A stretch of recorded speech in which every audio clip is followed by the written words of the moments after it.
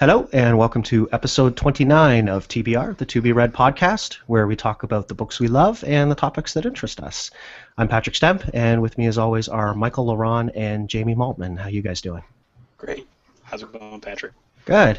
So, exciting news. Tonight we have a sponsor, our first sponsor for one of our episodes.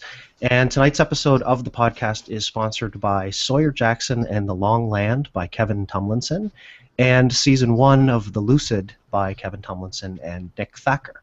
So if you're hearing this, today is December 23rd, and if you're hearing this anytime probably within about a week of us broadcasting, you can go to kevintumlinson.com/TBR, and you can sign up for his list, and he will send you a couple of free books. And we have read those books, and we all enjoyed them very much, so it's definitely worth checking out. So tonight we're going to be talking about our holiday wish lists, and we have a special guest, Matt Brotherton. How you doing, Matt? Oh, pretty good. Thanks for having me on. Yeah, it's good to have you here. So would you want to tell our listeners a little bit about yourself? Sure. I'm Matt Brotherton. I am a blogger and writer. I write mostly Ozarks fantasy with a little bit of absurdly bad science fiction. I also am the host of the New Writer podcast, where we talk to some of the lesser-known writers in the industry, some truly amazing talents. Two of my first two guests actually are your co-hosts, Jamie and Michael. So you guys should check that out, newwriterpodcast.com. It's pretty awesome. Cool. Welcome to the show. And taking a sip of your drink there. So one of the things we were going to talk about just, very briefly before we get into what we've been reading this week, I don't know how many of our listeners are on BookBub. Are you guys all signed up for BookBub? Yeah. So that's, for anybody who doesn't know, it's just a service you can sign up for where they send you daily emails with, based on, some selections you make. You like science fiction, you don't like romance, that kind of thing. They send you daily deals, free and or cheap books on Amazon. And so they just recently sent out an email that we can start following authors now instead of just genres, which I thought was really interesting. And so I went in there and added, anyone I could think of, really, to get started. And you can add authors if they're not there. So you guys might want to add yourselves or add each other. And it was interesting. In flipping through, I added Christine Catherine Rush. And then I searched for Dean Wesley Smith, and he wasn't there for some weird reason. So you can go to the bottom of their page and send them a quick note just saying, hey, you missed somebody. And they say, they'll add them in. And within like 20 or 30 minutes, I had an email back from their customer support saying that they'd added him. So I don't know if it's always like that or if it's just because it's Dean Wesley Smith. But so that's good too, and it'll be interesting to see how that changes up what kind of recommendations we're getting in our email. So our reading for the week. Matt, you want to go first? Have you been reading Sure. a lot recently? I have to admit I'm one of those people who boomed in how much I read since Kindle Unlimited came out. This week I read, and actually today I read Very Mauricio Christmas by David W. Wright and Sean Platt. I also read a romantic comedy called Holding Out for a Hero this week. And who's that by? Holly... Oh... If I had my Goodreads open, I would be able to tell you.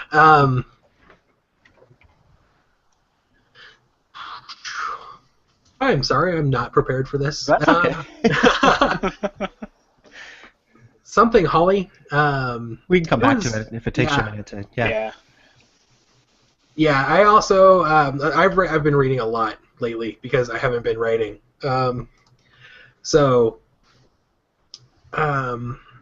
I also read the Let's Pretend This Never Happened Again by the bloggess, Jenny Lawland, the bloggess. She's pretty funny, yeah. It was the funniest book I have read this year, and I hate to say it, but that includes Overeaten. It was just a hilarious book. Although I did love Eaton, I have to admit.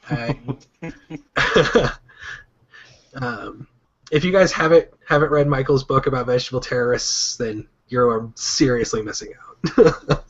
I endorse that message. It's on my. I have it on my phone on Audible. I just haven't had a chance to get to it yet. Gabrielle Hawley. That's who wrote Holding Out for a Hero. Okay, cool. Yeah. And I think we should just make a comment there that a very Mauricio Christmas, about a little bit of what that is, because that's, for anyone who doesn't know about, like, Yesterday's Gone, Mauricio. It's a kid's book, right? Infamous character. Get it for your kids. I gotta say that's definitely not a kid's book. I will say, as far as Mauricio appearances go, in Yesterday's Gone, a very Mauricio Christmas is a little more tame than some of the things he has done in the series. But it is a Christmas story about a serial killer murdering a televangelist. So that might be something that you would want to avoid if you are sensitive to those sorts of things. Yeah. If you're a serial killer, read it. If you're a televangelist, probably don't want to read that. And if you don't like adult language, you should definitely avoid it. It's got a lot of the F-bomb. And I have to say, since I just noticed it too, that's a pretty awesome Doctor Who scarf you got going on in the background there. Thanks. I decided, since I was going to be talking to Jamie again, I had to show it off. Yeah. Unlike Tom Baker's 19-foot-long scarf, mine is 36 feet long. And did you buy that, or did you make it, or somebody make it for you? It was made for me by an ex-girlfriend. Cool. That's very nice. So, Jamie, how about you? What's your week been like? Sure. Well, I had just mentioned before we went on the air, I just started reading based on recommendations from absolutely everybody involved in the show, and then some, to start reading Bones. So I read the first chapter or two of the first book to my son. So I'm doing that as bedtime reading right now. And he likes it so far, so that's cool, and that's a win.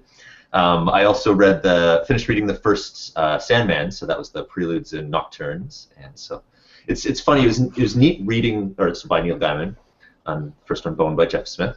But yeah, it was interesting reading some of the comments from the foreword and sort of Neil Gaiman's afterword to it. That this is sort of as he was getting his feel for what he was doing. So it was pretty cool, but it's like just the very beginning of the series, and he really gets in the flow, sometime soon afterwards, and it's gonna.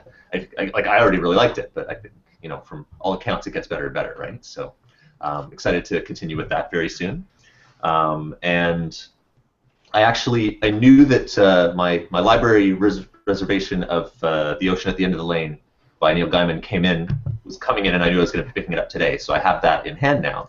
And it's actually smaller than I was. I'd heard that, but I'd forgotten that it's like a smaller book too. So especially compared to his other books. Yeah. So and compared to the books I've been reading most of the time, and some of the ones I'll be talking about later on the show on my wish list.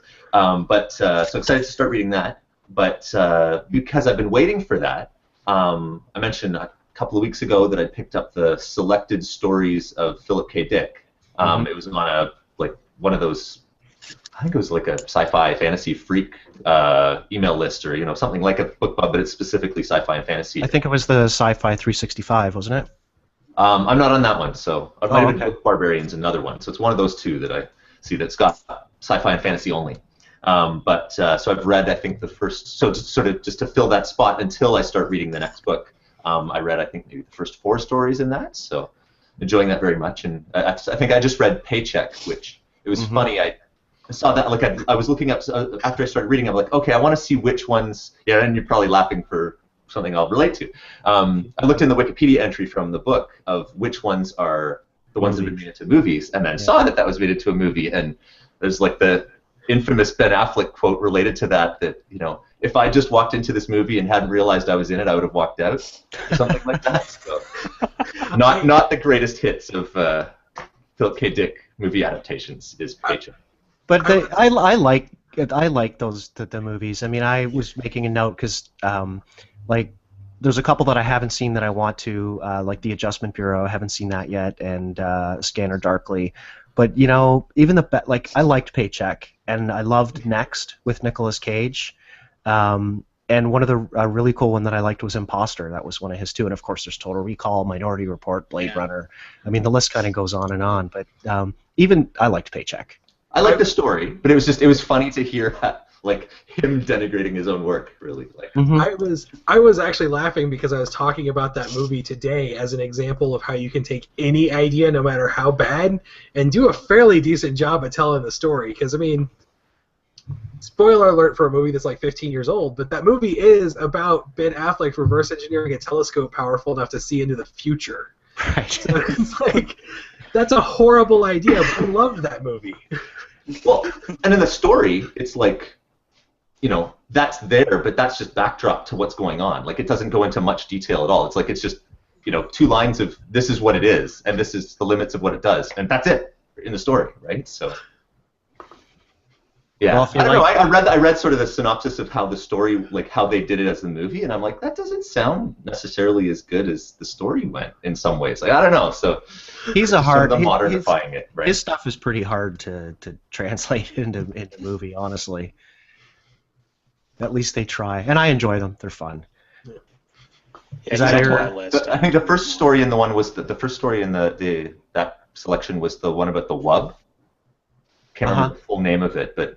And I told the story of that. I related that to my son while I was driving the car, and he thought that was hilarious. Beyond the Wub? Yeah. Yeah. Is Roog? Yeah, that was the second one there. That's.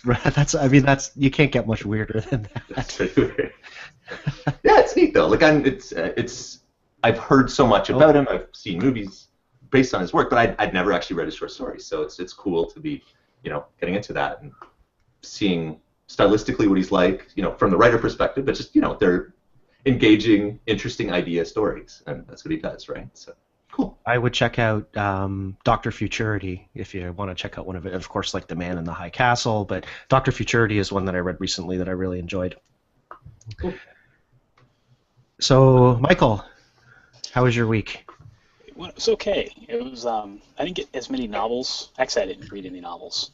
Well, I finished Moonraker, the James Bond novel, and didn't really care for it. It started off pretty weak, got better, and then just kind of lost my interest. I really couldn't finish it. So, I don't know. I'm just not a huge fan of Ian Fleming's writing style. I think, you know, it's awesome that they're able to translate the movies so well, because I enjoyed the James Bond movies. I mean, I can't think of very many that I didn't like, but the book and the writing style itself, just didn't care for it. So I got that read. I read a book on Pinterest just because that was interesting, looked interesting, and just continued my reading through the Bones series. And I'm on the final issue number 9, Crown of Horns. And then I also picked up, I guess there's a prequel, Rose, that I'll read, and then there's another spin-off, Tall Tales, that I've got that I'll probably finish up over the holiday. But I'm still liking it. It's getting really, really dark, though. Way darker than I ever thought it would have gotten. But it's good. It's good. I still love it. And then I finished, let's see, I started another graphic novel series, 100 Bullets. You guys read that? No. It's, make a long story short, I didn't care for it. But basically, it's this idea that, you know, some weird guy shows up on your doorstep, gives you a suitcase, a gun, and 100 bullets, and says, you know, some people have wronged you. You know, like he shows up at I guess this woman just gets out of jail, and she's in jail because she's framed for murder, and he shows up at her doorstep and says, here's this suitcase with 100 bullets and a gun. You can take this gun, kill the guys who did you wrong, and you'll never get caught. I guarantee it. You know, and that's like an awesome premise. And I remember reading the first issue when I was like in high school, and I'm like, oh, this is awesome.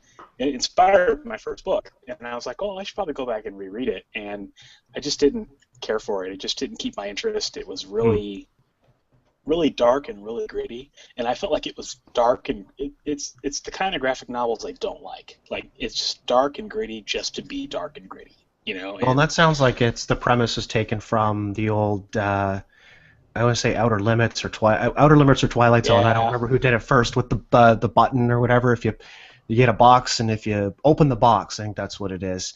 Yeah. Someone you don't know will die, and you'll get, you know, whatever, money or something. I can't remember what it was. And yeah, that sounds familiar.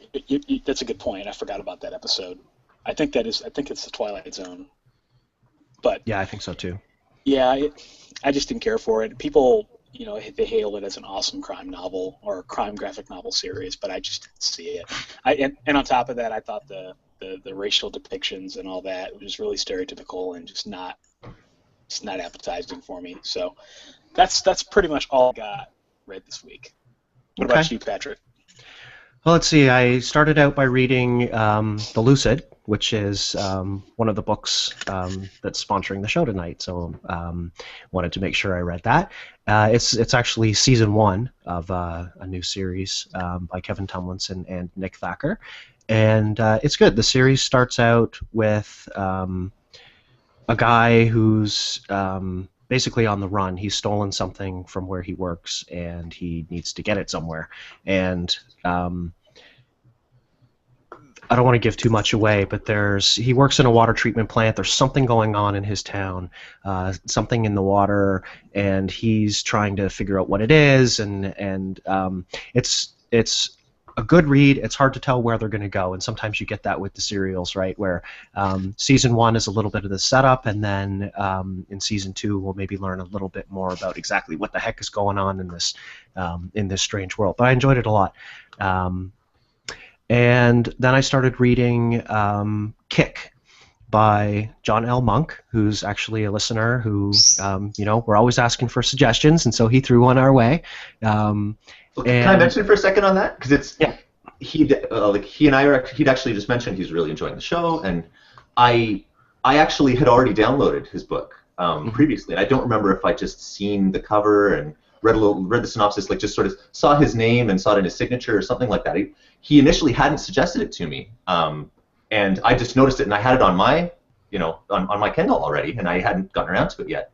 But then when when I just mentioned the fact that he'd emailed in to the show, and I mentioned his book to you guys, and just said, sounds like it might be up your alley too, and maybe you'll get to it before I do. So there you go. That came to, you said, hey, I'd like the sound of that, and you already read it. So yeah, I'm about just under a quarter of the way through, and I'll talk about it more next week. I know I'll finish it out this week because I'm enjoying it a great deal. It's really well written.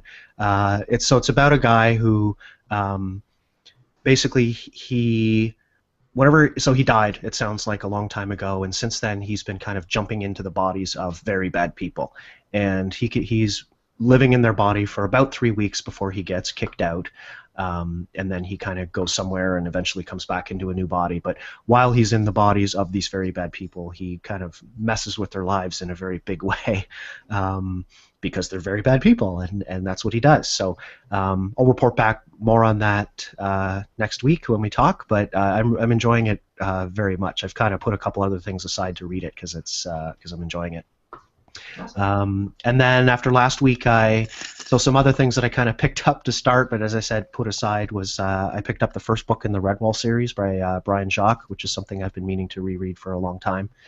And Jack White's third book in his Guardians series, which is about William Wallace. The third and final book, I believe, in that series finally came out. It's called The Guardian. So I'll be reading that, and I'm still working on Symbiont by Myra Grant, so hopefully I'll get that done too this week. And that was my week. So now we can move on to our topic of the week, which is more about books, obviously, and our Christmas wish lists. And we do have a comment. Okay. Kevin Tumlinson, our very kind sponsor tonight, says, Matt, I have that same scarf. Who's your tailor?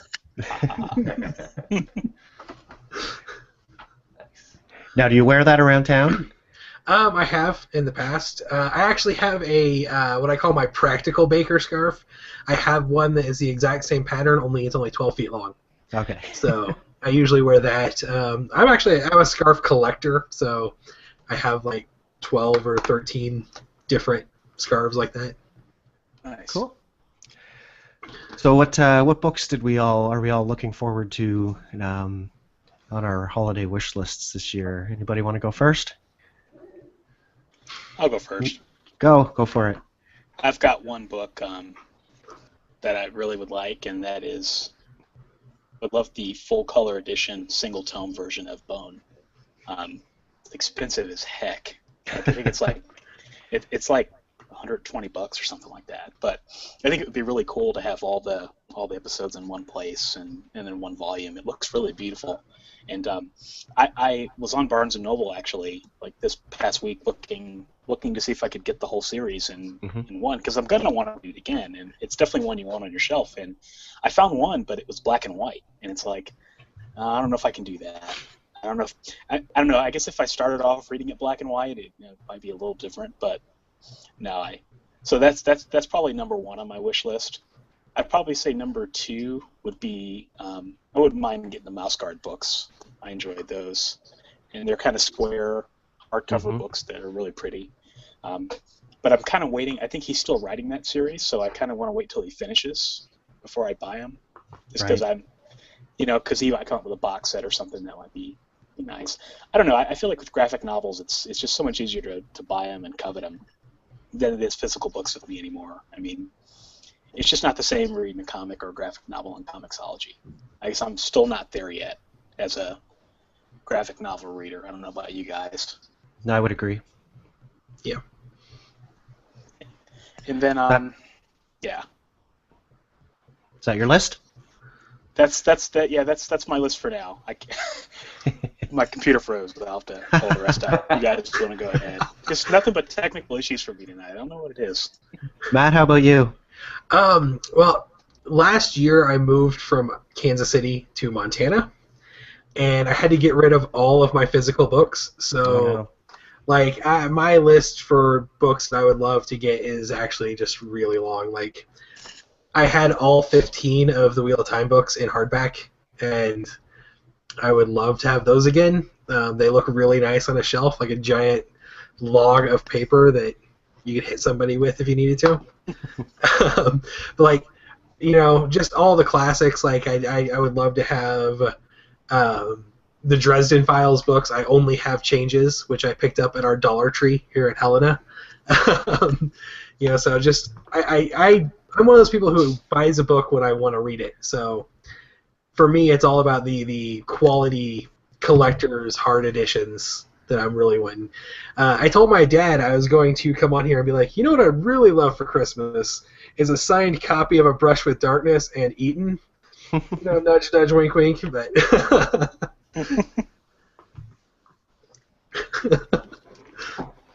that's your wish list? Oh, what? Yeah, just trying to restock my collection that I had before. So right. That's always fun, and then you can reread them. Yeah. How about you, Jamie? Continuing on, actually, in some ways from some of the stuff I was reading this year,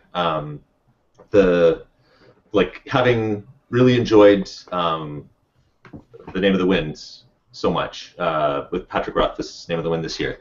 That's a book I wouldn't mind owning in the future, and because I haven't read the next couple, and because they're long and taking them out of the library is less fun when you get long books as well for the epic fantasy world. So the follow-on ones, so A Wise Man's Fear and his new one, the novella, The Slow Regard for Silent Things. I'd be quite happy to get all those. And then now, because when I see that listed on like Amazon or in places, that one it says that it's book one in, I can't remember what the name of the series is called, but it sounds like you're saying is it because it was written third? But no, this I honestly have stayed away even from the details because I just want to stay away from spoilers on further books in the series and or related books to the series and that sort of thing. So I actually don't know the details of it, but I like it and his work and his tone enough that I would read it, even though he's put all these sort of warnings that this is quite different from what I've done with the rest of it, and it's not the core characters, and it's not a continuation of the series. My understanding is that it's like a spin-off series. I think it's exploring some of the other characters in the world. So it's not the main story, and it's not the main characters. So if that's what people want, then they're going to be frustrated, and that's what sort of he's warned people with. And I can relate to that, having just written it still follows within a novella about not the main characters for exploring another part of the world and stuff. I get that from the author perspective.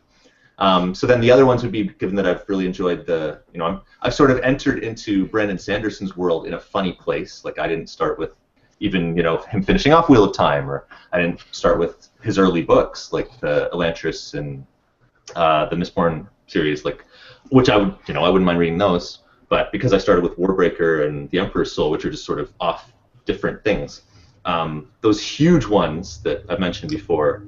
From his Stormlight archive that he's in process right now. So these are each 1,000+ page giant books with reams of appendices and additional interesting material and stuff. So The Way of Kings and Words of Radiance, those would be ones that, like, I just think it'd be ridiculous to get them out of the library. And I think because there's so much cool stuff he's added to it, well, first of all, I've heard that the ebook files have at times strained Kindle's capabilities because they've just got too much stuff there, and I think some of it would be lost in the format. So those are ones that I wouldn't mind having, the real, actual big hardback ones. So, and I walk into the library and I see them, and it's like, there's every other book, and then there's like this giant thing. I can tell you the audiobooks are like 75 hours long. Oh my God. So I heard Michael talking about 10 hours was the longest audiobook he had read, and I was like, he has got to get some epic fantasy because 50 hours is a short audiobook. Yeah, Man, no, that's not going to happen. I thought the Beam was long. Took me forever to get through the Beam. I can't imagine listening to a 75-hour audiobook. Oh, that's crazy. Even if you're listening to it like 3 times, 4 times speed, which would be ridiculous. Still takes you forever. Well, it's all in the narrator. So you listen to Michael Kramer and Kate Redding, and you get used to it, and they narrate like 90% of the epic fantasy audiobooks. So cool. Wow. And then I was going to say the final thing was one that's not available yet, but it's sort of the Christmas wish list would be that R. Scott Bakker figures his stuff out with his finale to his second series. So it's the book The Unholy Consult that is one of those. It was supposed to come out, I think, early this year, and now it's like sometime maybe early next year, or he might split it into 2, and et cetera, et cetera. So it's like the one ongoing series that I've read the rest of that I want. But I'm not going all like hunting down George R. R. Martin style on it, but that's one I would like to be done. Read it. Cool. There you go. So that's my list. So my list starts with a book called As You Wish by Carrie Elwes, and I've never been 100% certain that I'm pronouncing his last name right, but and it is a memoir of his time filming the movie The Princess Bride, and so that's obviously one that I want, the physical book, because I'm sure it's going to include pictures and things like that, and it just sounds like a really fun read to hear some of the sort of behind-the-scenes stories on getting that movie made, because it's just a classic. Another one was called Ex-Heroes by Peter Clines, and this is one that I just happened to see sitting on the shelf and it looked interesting. It seems like it's superheroes meets zombie apocalypse, so we'll see how that turns out. And the other one was Choose Your Own Autobiography by Neil Patrick Harris. So have you guys seen anything or heard about this book? I've seen that. Yeah, it just looks so cool. That was on the Goodreads list, right? Yeah, I think so. Yeah, it was nominated. Yeah, it was actually. It was. So was As You Wish, actually. That's when we were doing our the Goodreads Awards. I had never heard of As You Wish before then. But yeah, Choose Your Own Autobiography was on there as well. So it's Neil Patrick Harris's autobiography, but it's done in the Choose Your Own Adventure style. So I flipped through it just very briefly in the bookstore, and it looks interesting where it's like, so you just finished filming an episode of How I Met Your Mother. You can choose to, like, accept a call from Joss Whedon to do Dr. Horrible, or B, I don't know, Harold and Kumar. So you can read through his life in whatever order you wish, and it sounds like it'll be a blast. I like Neil Patrick Harris.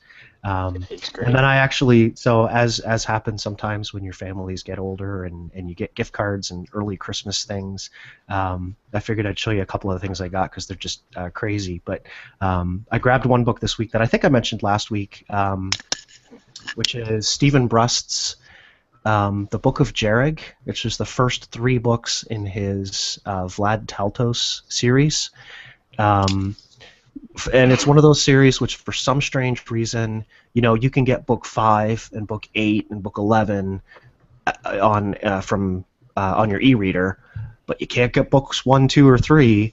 And these books are pretty old, and I think I saw a comment from him on his website somewhere, because people are asking him about this, where he was saying it's something to do with like an ex-agent who is holding up the whole process of him being able to get these books released in digital form. So when I found kind of the first 3 books online to order, I figured I must just grab the physical. I checked out the used bookstore, Jamie. That's something you had mentioned, and they didn't have it. So the other thing I was going to show you, which is pretty cool, since we're talking about graphic novels, is this monstrosity, which is the Walking Dead Compendium 1. I grabbed the first 2 compendiums. So that's the first 96 issues of the comic book, and you can see here it's huge. It's just a beast. And then one final thing, which I probably break my arms trying to show you, but this is something that's been on my wish list for 5-6 years probably, since that first came out in hardcover. But hang on a second, here we go. So if you can see those, it is the complete Far Side. Nice. So in 3 paperback volumes now. So if anybody else out there has been waiting to, like, the hardcover ones are expensive as heck, like $200-$300. Now that they're out in paperback, they're a heck of a lot cheaper, but still massive. And so it's every Far Side comic from like 1980 to 1994. Nice. It includes notes from, and just in flipping through the hardcover volumes years ago, it includes little scribbles and notes from Larson about, this is how I came up with the idea for this particular comic. It includes a couple letters from animal rights activists complaining about a few of his comics that they thought showed mistreatment of the critters. I don't know. So I'm looking forward to, might take me all year to read those three volumes, but pretty excited about that too. Is the Walking Dead compendium in color, or is it black and white? Hang on. It is. I flipped through it real quick, but it's black and white. Black and white. Okay. Yeah. Yep. I read volume 1. That was black. The original comics were black and white too, though. I think. Yeah, I don't know if it's ever been done in color. That's why I was curious if it's black and white or not. Yeah, there's so many different volumes. There's there's this particular format. There's some hardcover ones that you can get that maybe include 8 or 12 issues per book.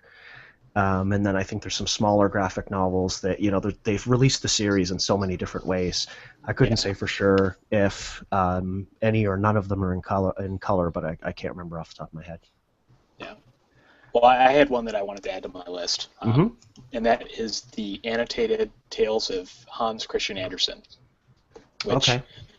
I've seen a couple of different versions of it online, and I'm not quite sure what it looks like, but I don't know if I mentioned him on the show or not, but Hans Christian Andersen is one of my favorite authors. I guess I love his writing style and his characters, and most people know just about everything he's done. Little Mermaid, Princess and the Pea. Well, one of his books was on your top 5 last week, wasn't it? Yeah, it was complete right. fairy tales, and I think they have some annotated versions, which I think would be pretty cool. And then I also wouldn't mind having the annotated Arabian Nights, if you guys have ever read that.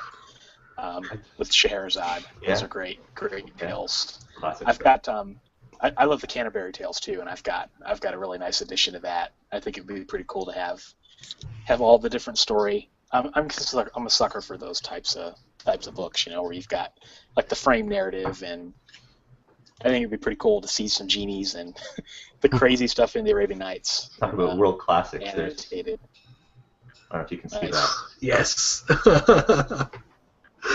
Having studied Asian history and stuff, I'm totally I love classic stuff from different cultural classics, Eras. like you're saying, like Tell listeners what that I was was. just holding up my box set. Actually, it's funny. That was my wife's box set. Actually, I haven't gotten around to that one yet. I've read the other Chinese classics. That's Journey to the West. So one of the 4 great Chinese classics. I have the English translation of Three Kingdoms and the English translation of The Water Margin or Outlaws of the Marsh, which I absolutely love, and I just think is one of the coolest things ever. And I want to write something in that style someday. But yeah, anyway, just box sets of those kind of classic things, like that is cool stuff to have for sure. If you're interested in those, the translated works of things, I would check out Kevin Tomlinson's actually most recent podcast. I can't remember the name of the woman that he interviewed, but she works or I think founded Azugma, and they spent some time talking about how those kinds of works get translated and things I've never even considered. It's just an interesting listen to hear how that stuff comes about.